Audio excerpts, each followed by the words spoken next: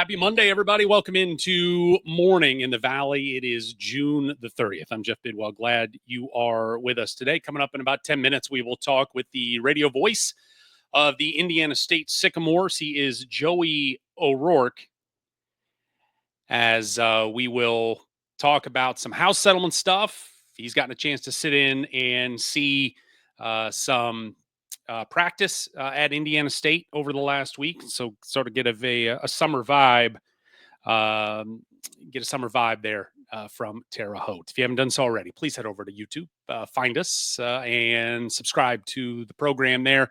Again, just search out Morning in the Valley. Will help us get out in front of some more eyeballs and continue to help this show grow as we are now. I mean, it is 4 months and 3 days from opening night on November the 3rd. We'll get into all that coming up in just a little bit. Today is the day that I guess from an administrative, fans probably could give two flips about today. But today is an important day for administrations, athletic administrations around the country, as today is the last day of the fiscal year, if you will, for colleges and athletic departments. That is the final day of the 2024-25 athletic calendar. Tomorrow it flips. Today is also the final day, if schools have not done so yet, to opt in to the house settlement, which the biggest piece of that from a well,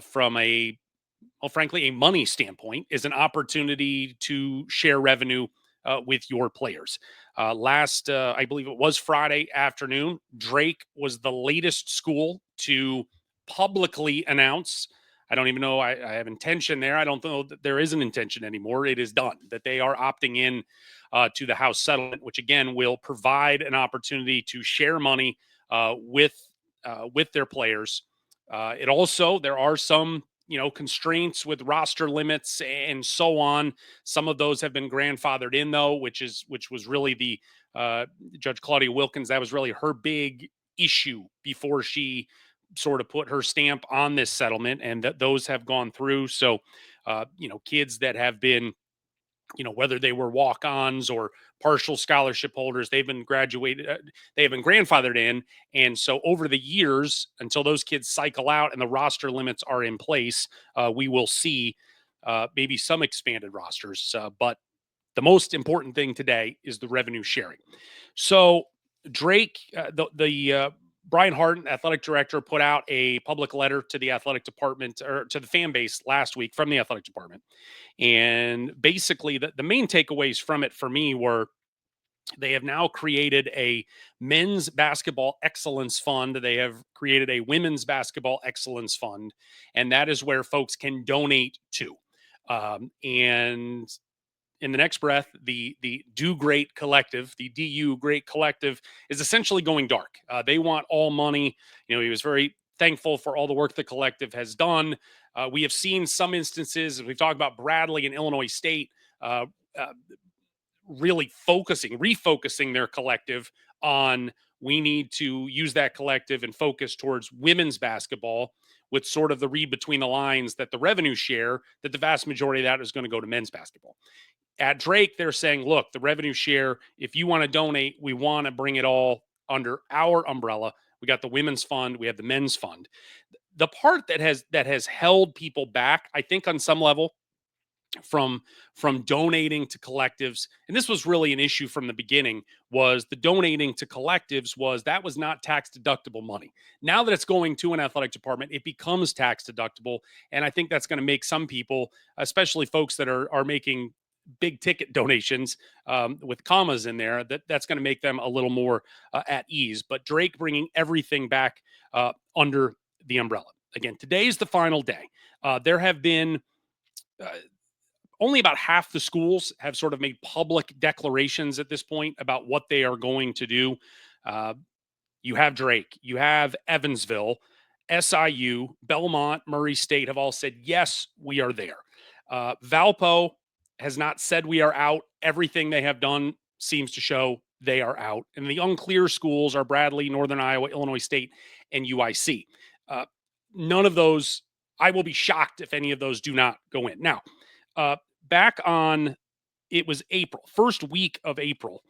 We had, and there's been some confusion about this, that Indiana State Athletic Director Nathan Christensen was on a higher ed athletics podcast. And he said at the time, the plan as of April the 4th was there's too many questions about this situation with the House settlement. And at that point, the settlement had not been finalized yet. And he said, so the thought at the time was our feeling from Indiana State's perspective was we are going to opt out for 25-26, kind of see where the dust settles. And then we will see looking ahead to 26-27. Our man, Joey O'Rourke, who will be with us here in just a second, the radio voice for Indiana State on his daily radio show up there in Terre Haute, he had the head coach of Indiana State, Matthew Graves, on last week. And Coach Graves said in so many words, well, because we've opted into the House settlement, we've got this, that, and the other. So something has changed up there. Apparently enough dust has settled in the last 3 months that Indiana State is now in as well. So just looking at it, it appears, and again, I'm going to 100% believe Bradley and Northern Iowa and Illinois State and UIC are in. Valpo appears to be the only one that is opting out of this. And again, a lot of that and the hesitancy from some schools is just about the roster limits, especially when they have football, when you have kids walking on, and I think the limit's 85, and you have some of these programs that have 100 some odd kids that are, paying their own way to come to school.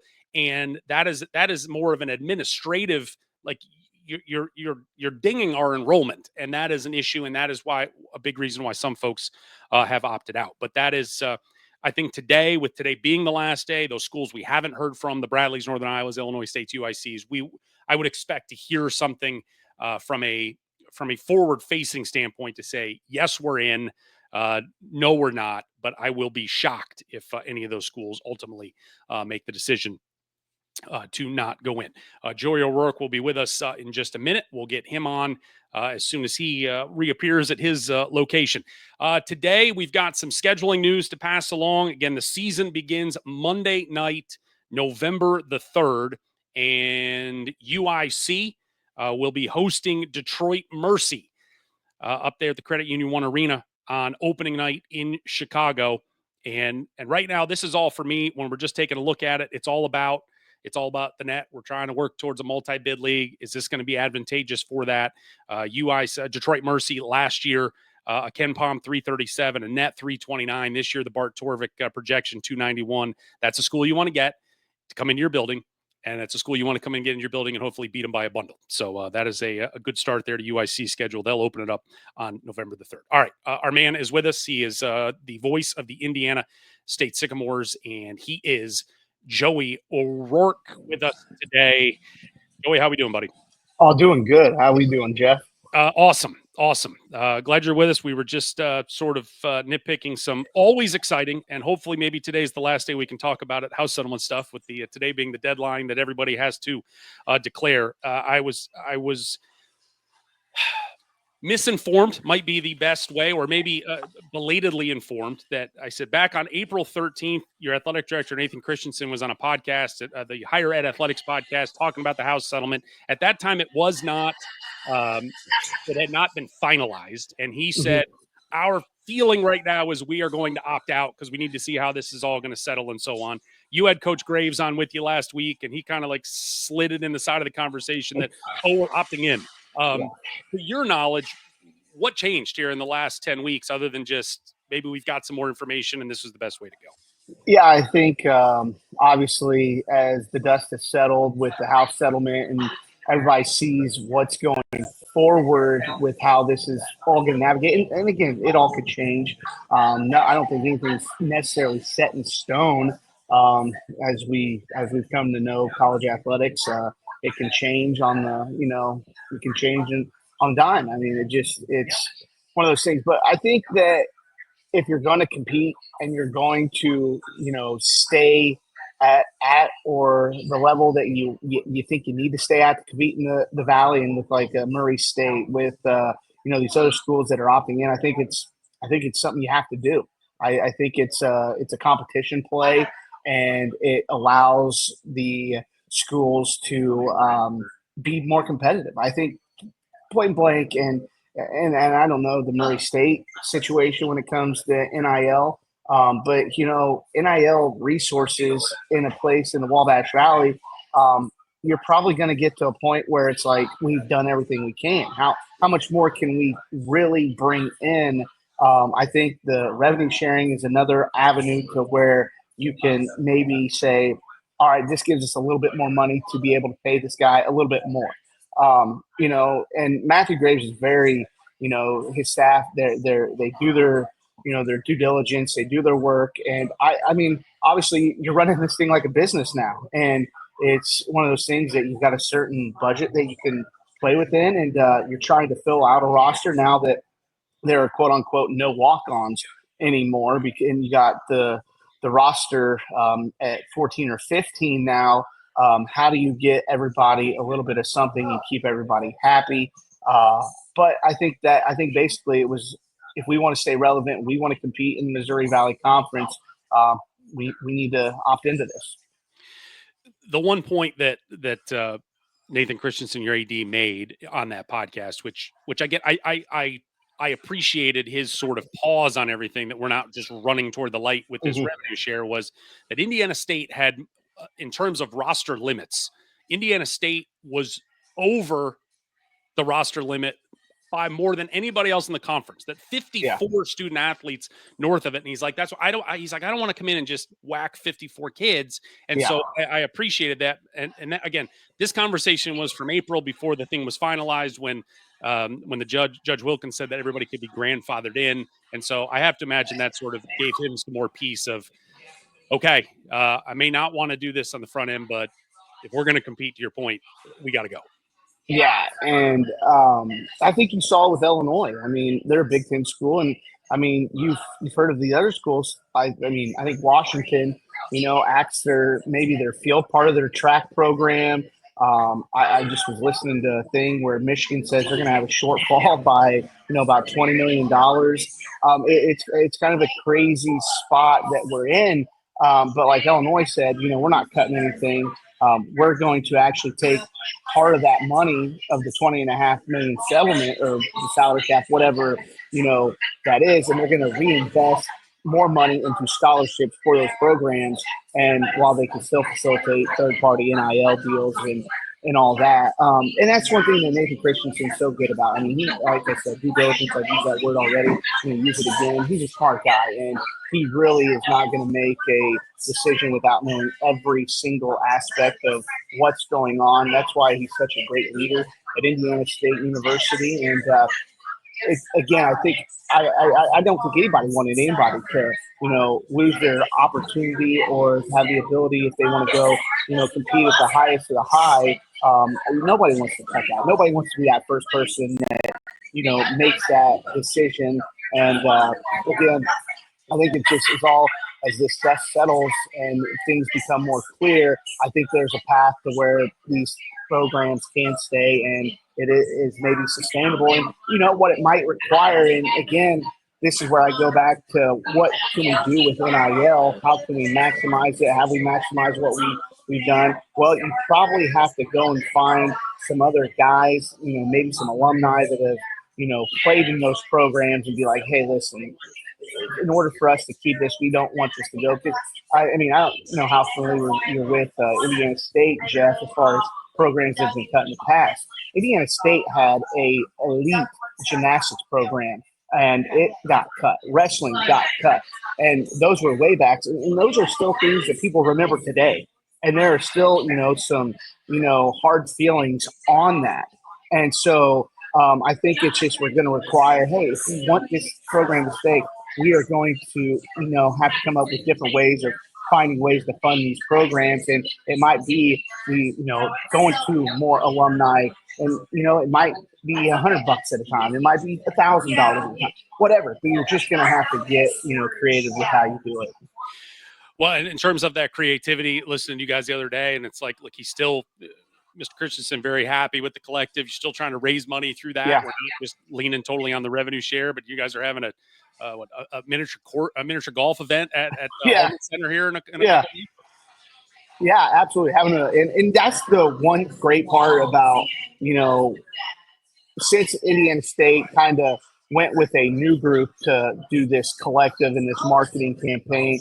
I really feel like everybody has been much more on the same page and, and heading in one direction. And, it's how do you, we a couple weeks ago, actually it's probably been more about like a month or, a month and a half ago, we had what was called a bourbon and cigar night. And it was a great event. Now that was obviously for, folks 21 and older.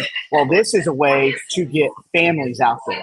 This is a way to invite the Wabash Valley out there, have a kid-friendly event, and really get these people involved. They get to come meet the teams. They get to, interact with everybody while, have a little fun playing miniature golf going around the Holman Center. Again, ways to get creative. It's been an awesome thing to see with the direction that the Crossroads of Champions collective is going.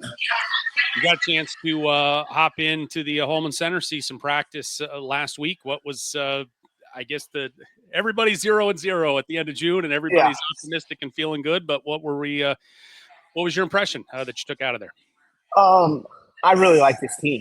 I like what I've seen. Now they don't have their full squad yet. I think they still got a couple guys that they have not announced that will probably be joining the program coming up. Bruno Alton, he's playing with his Spanish national team.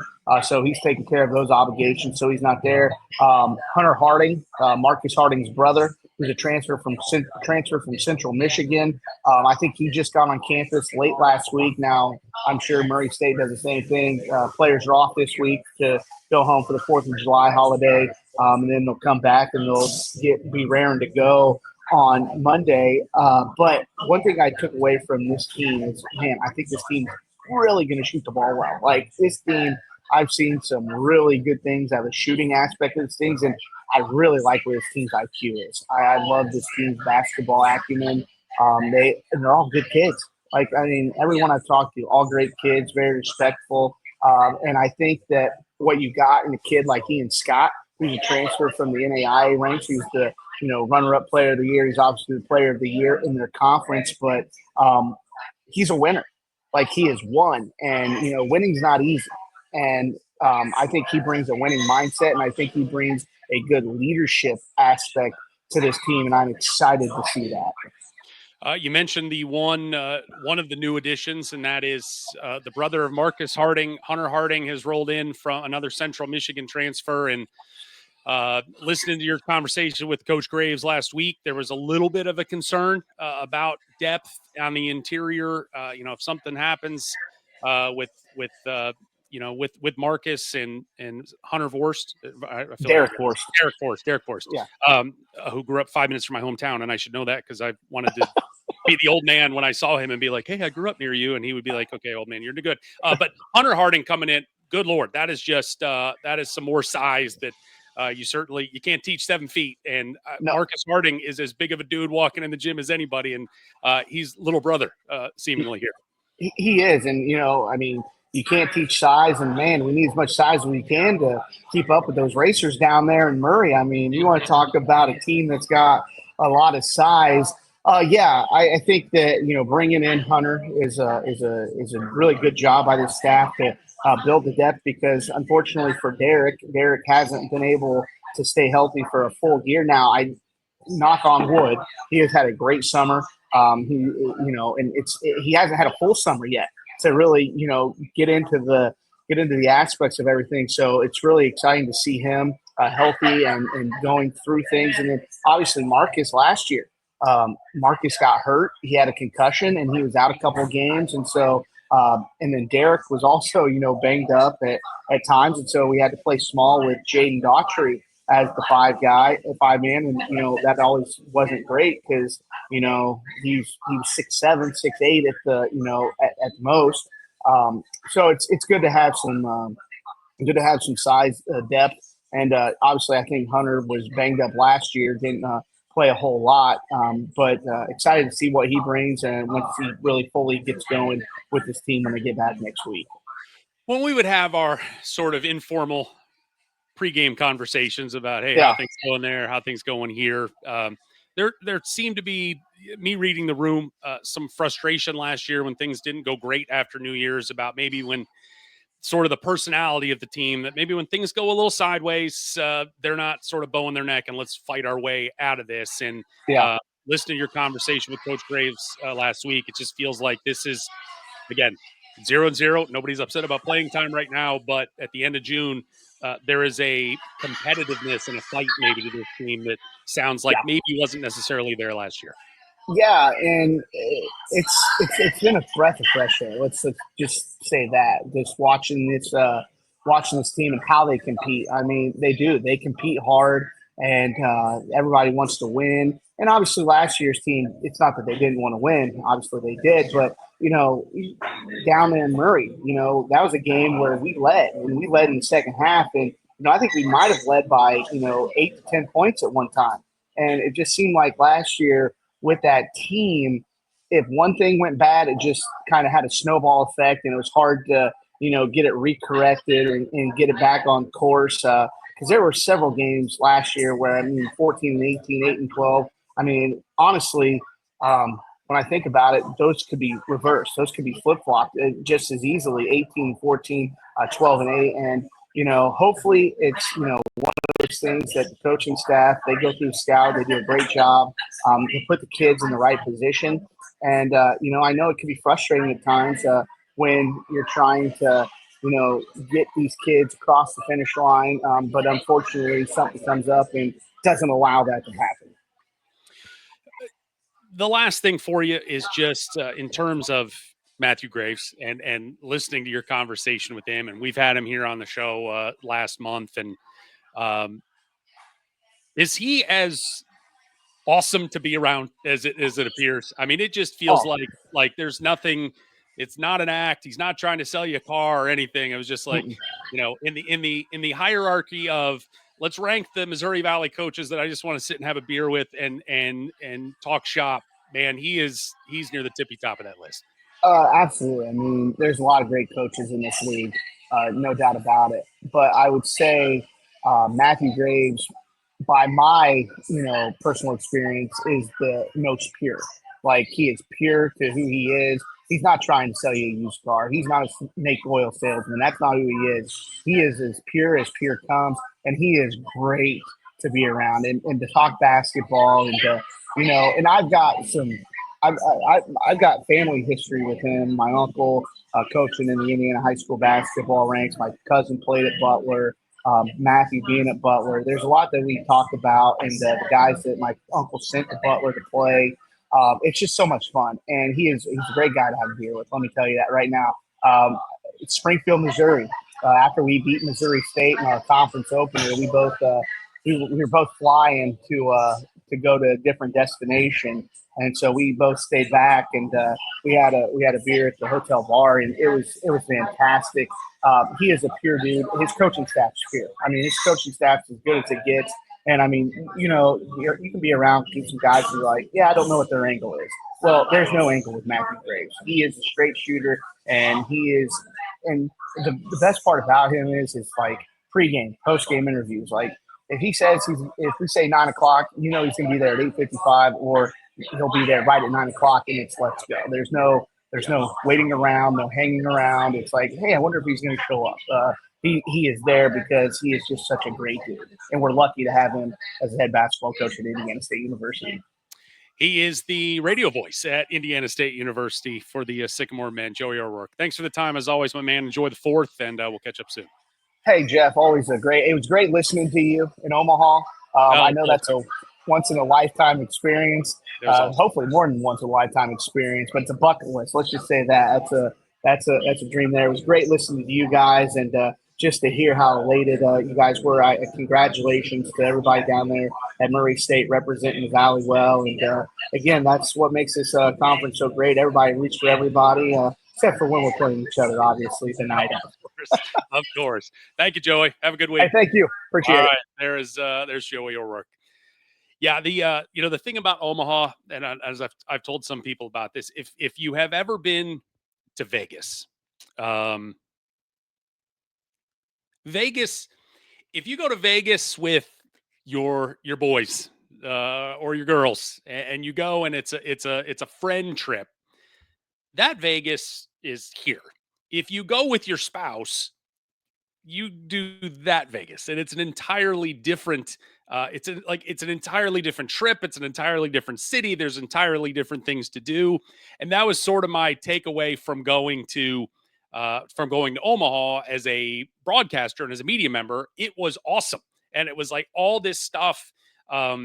First class, as we talked, just a first class event. The way everything was run, you were in this lane, but you're like, boy, I would love to go back with the boys and just have fun, just sit in the outfield and just watch baseball for a couple of days and enjoy it. It'd just be an entirely different trip and go over to Rocco's for the Jello shot competition and try to make a dent in that, all that stuff. It was great.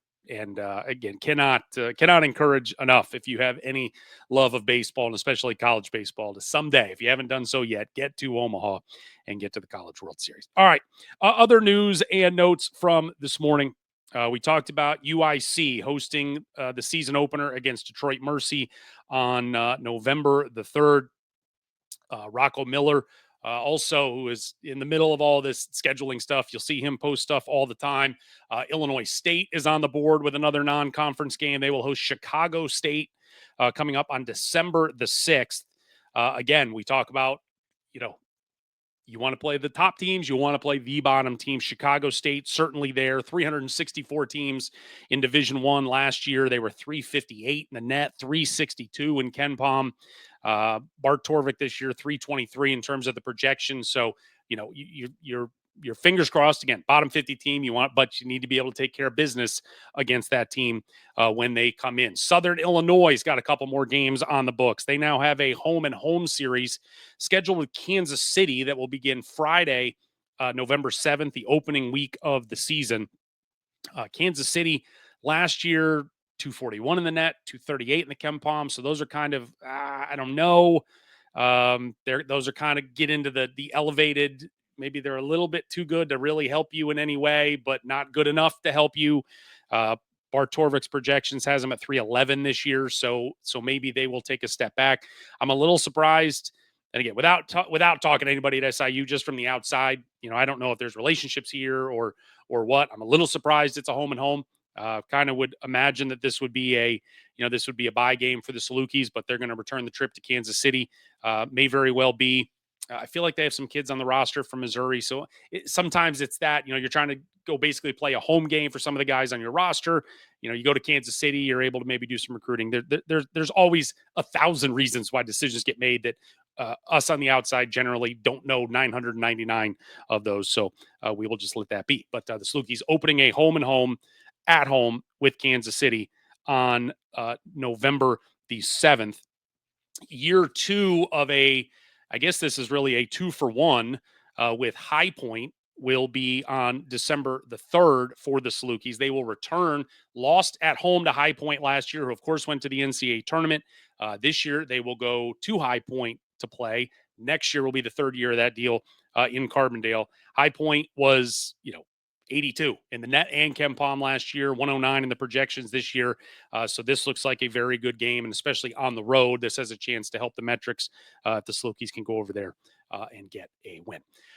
All right, we've got some former player news to go over this morning, as former Saluki Xavier Johnson, former first team All Missouri Valley Conference player, is over to France now, as he is signed with Orleans Loire. At least that's what Google told me how to say it. Or it's just Orleans Lorette for my old Midwestern self. Orleans Loire. Orleans Loire. Over there, it's the top league there in France. This year, he played in the second tier league in Spain, averaged 11 points, 3 rebounds, 3 assists. So Xavier getting another chance to run it back there on the professional side overseas. Domestically, we have seen some guys now that the draft is over, all the free agent stuff is happening. And we have Jonathan Pierre, the former Belmont Bruins standout, former Memphis Tiger as well, played last year, first team All Missouri Valley Conference. He has signed a Exhibit 10 deal with the Washington Wizards. I will allow you to do the Googling and get the full details on what an Exhibit 10 deal is. But the basic boiled down situation, it is a 1-year minimum salary deal that is not guaranteed, that he is now signed with the Wizards, allows players to come in for training camp, potentially go to the G League. So it gets him into the Wizards system, and we'll see how he does. And if he, shows that the Wizards, that he's somebody they want to, invest a little time and money in, and, hopefully again, spend some time there in the G League. First team in the Valley last year, 14.6 rebounds, 3.5 assists, shot 37%. It was just a dynamic wing for Belmont. It was just a real matchup problem for opponents. So we'll see how Jonathan does with the Wizards. Former Northern Iowa standout, another first team All Valley guy, Titan Anderson, has signed a summer league deal with the New Orleans Pelicans. The summer league there for the Pelicans out in Vegas starts on July the 10th. So 10 days from today, next Thursday, Titan will get rolling out there. But this is, again, go in, you try to make a splash. The summer league is hard because it is there is a definite look. Winning and losing doesn't matter, but it's going to always depend on, do the draft picks go? Sometimes the draft picks don't go. Sometimes they're hurt. Sometimes the team's like, we don't need to let them play. But there's always a definite sort of pecking order of who is it important enough to try to get some run with. So hopefully he will have a jersey. He will be on the bench, and hopefully he will be able to get some run and be able to showcase his skills there with the Pelicans. And hopefully that will, maybe get him to training camp, get him onto a G League team. If not with the Pelicans, he can showcase himself enough that somebody else will be able to take a shot on him. But obviously, as we talked about ad nauseum, just a force of nature on the floor is Titan Anderson, and we'll see where his basketball journey takes him. A name from the past by the name of DJ Burns, who played 2 years at Murray State, just 1 year, though, in the Missouri Valley Conference, the first year of the Steve Prohm era at Murray State in 2022-23. Left Murray after 1 year, went on to Youngstown State, finished his career there, averaged a double-double, I think 13 and 11 in his one season at Youngstown, played over professionally in Israel this past season. Well, he is back and this summer, and he's going to be playing in the $1 million winner-take-all TBT this summer with the University of Kentucky alumni team, La Familia. They will begin play on July the 18th at Memorial Coliseum. They will host that regional. So at first blush, and again, for us folks in West Kentucky, it has always been just kind of one of those things where Murray State and the University of Kentucky have never played one another. Kentucky has played every single program in this state: Division I, Division II, NAIA, junior college, high school. They have played everybody. For whatever reason, have never played Murray State. And so at first blush, I was like, oh, well, look at this. We get a meeting of the two here in the old TBT. The connection there is that the La Familia team, and there are some heavy hitters on that team, really from John Calipari's best teams in the 13, 14, 15 range: Willie Cauley-Stein, Andrew Harrison, DeAndre Liggins. I mean, some names that, if you're familiar with Kentucky basketball from 10 years ago, those were some of the best dudes they had. And I was like, well, how did DJ get involved with this? Well, the man that is coaching the La Familia squad is Sean Woods, who is part of course, that famous Kentucky team, the Unforgettables, back in 1992 when they lost to Duke on the Christian Laettner shot and so on. He was the head coach at Southern University when DJ spent a couple years down there at Southern. And so that connection happened, and DJ is now playing. So he'll get his chance. How much he plays, we will see, but he will get his shot to be a part of that team that's going to winner take all. Again, $1 million there. And it'll start July 18th over in Lexington. All right. And one final piece of news this morning, just a walk on. Again, we talked about the house settlement and adding players on. And again, it appears Valpo is not opting in. Until we hear anything differently, I am going to just presume they are not opting in, but they have added a walk-on, which you can do without opting in. You don't have those roster limits. They've already got a couple walk-ons. They've added a third now, Camden Webster, who went to a Bosco Institute prep school just 30 minutes away from Valpo. He's a local kid, and he's going to be able to come in and play for Roger Powell there and the Beacons of Valparaiso. All right, that does it for this morning's Monday edition of the Morning in the Valley. Glad you have been with us today. If you have not done so, please help us out. It will do it. I cannot get down on my knees here to beg and plead and all of that stuff, but it will help us immensely if you head on over to YouTube and subscribe to our channel there, Morning in the Valley. We've got full shows, we've got interview clips, and you can click on the little notification bell. So when we go live, you will be notified. Again, we're here every Monday, Wednesday, and Friday during the off season, but that will pick up soon, and we will have some more random times during the day when we're able to go live, and want you to be able to be here with us when that happens. So YouTube, Morning in the Valley, subscribe, share, comment, like, and bless you. That'll do it for today. Wednesday, we will talk with the Missouri Valley insider, Harry Schrader. He'll join us. We won't be here on Friday. It's July 4th, and I hope you have anything in the world better than to do than to sit here and listen to me. So we will be off Friday, but we will be here on Wednesday, 9 a.m. with Harry Schrader. Hope to see you then. Until then, enjoy your Monday, everybody. Have a great week, and thanks for watching Morning in the Valley.